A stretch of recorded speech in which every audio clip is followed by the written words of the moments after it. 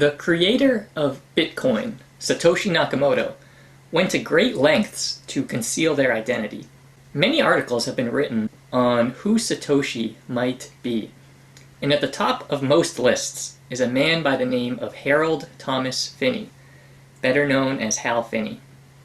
Satoshi planned every early step, using anonymous email services and Tor to register the domain bitcoin.org, then released the Bitcoin white paper and slowly faded away over time, leaving only internet writings as evidence that they existed.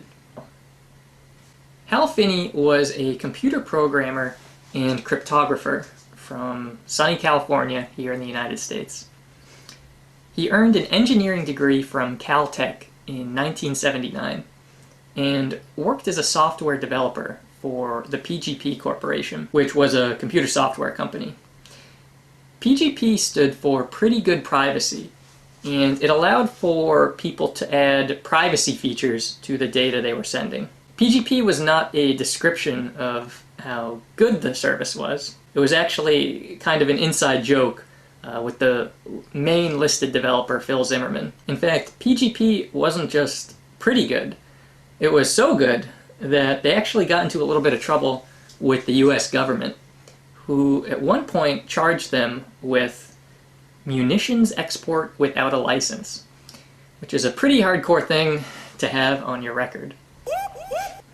They basically put PGP software in the same category as guns, bombs, planes being shipped out of the country. Today, PGP software is no longer considered a weapon, but it's a good example of laws on the books not being prepared for a new and emerging technology.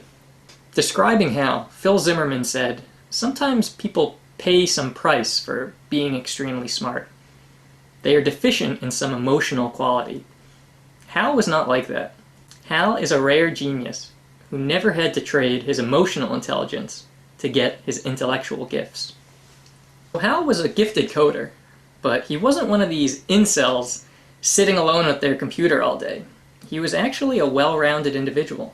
He had a wife, kids, enjoyed running long distance, and he was also interested in how technology could benefit society. Let's look at his Twitter. He was one of the early adopters of Twitter, and while he shared some of his more mundane activities, one post in particular stands out. This is one of the first instances of Bitcoin spoken about on the internet. In fact, it's only days after Satoshi initially posted the white paper online. Now, in some ways, this makes sense. Hal had knowledge with public key cryptography, given his work experience, and he clearly was paying attention to developments with digital money, as he'd been involved for over a decade with groups like the cypherpunks. He was there from the very beginning. For God's sakes, the man was the first person to ever receive a Bitcoin transaction, when Satoshi sent 10 Bitcoins to him as a test. And one of the most bizarre pieces of evidence was that living 1.6 miles away from Hal, from his home in California, lived a computer engineer named Dorian Satoshi Nakamoto. Birth name Satoshi Nakamoto. What are the chances that the first person to receive a Bitcoin transaction practically lives down the road from a man named Satoshi Nakamoto?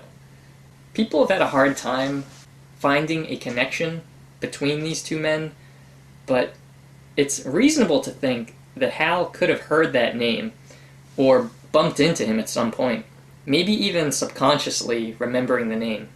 Now, this guy Dorian, a Japanese American, was also thought to be the creator of Bitcoin when a Newsweek story outed him.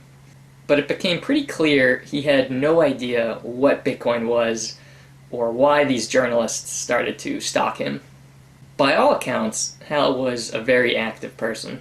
However, one day he started to fatigue very quickly. He started to slur his words, and he started to experience strange tingling sensations. His wife was able to remember when he appeared to lose coordination in his right hand. In 2009, his doctor diagnosed him with ALS. ALS is a degenerative disease that does horrors to your body, weakening your motor skills slowly over time to the point of respiratory failure.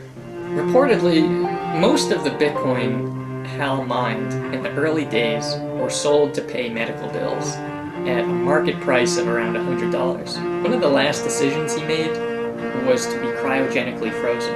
Hal's wife remarked on the freezing process. Hal liked the present, but he looked towards the future.